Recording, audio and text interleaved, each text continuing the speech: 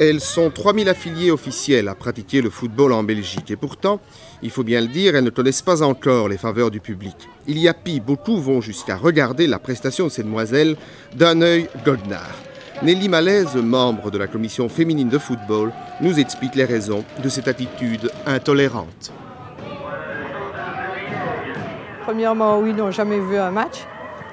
Et comme toujours en Belgique, on discute beaucoup des choses qu'on ne connaît pas. Et deuxièmement, ils n'ont jamais vu un bon match.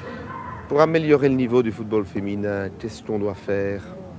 La première chose, pour moi, c'est d'engager un bon entraîneur. Parce que tout est là. Nous en sommes toujours à nos débuts.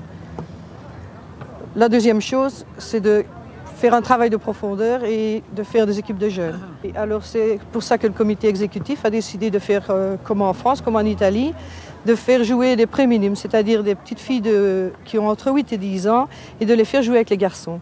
Après 10 ans, à ce moment-là, on espère qu'elles auront pris goût au football et on créera des équipes de jeunes.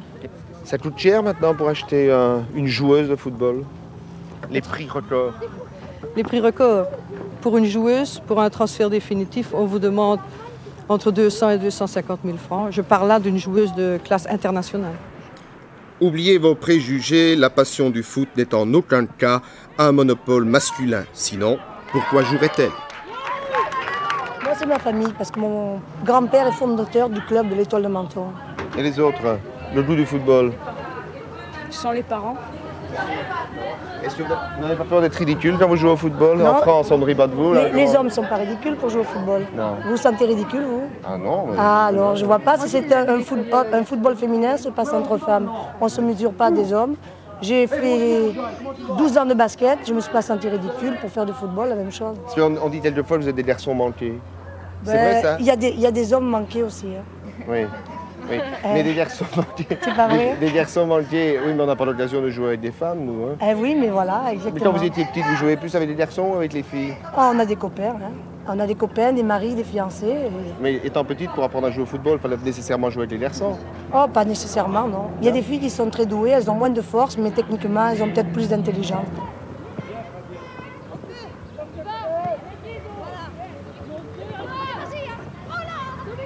Alors, est-ce qu'il y a des particularités au football féminin au point de vue de l'arbitrage? Est-ce qu'il y a des fautes spécifiques aux femmes?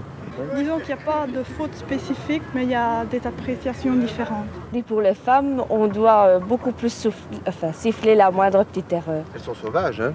Elles sont sauvages et bon, ça s'amplifie très vite.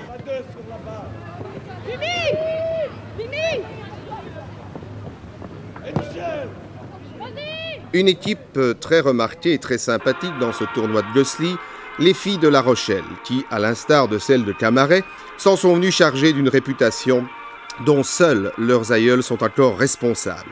À en juger sur le terrain, la voix du sang chanterait toujours.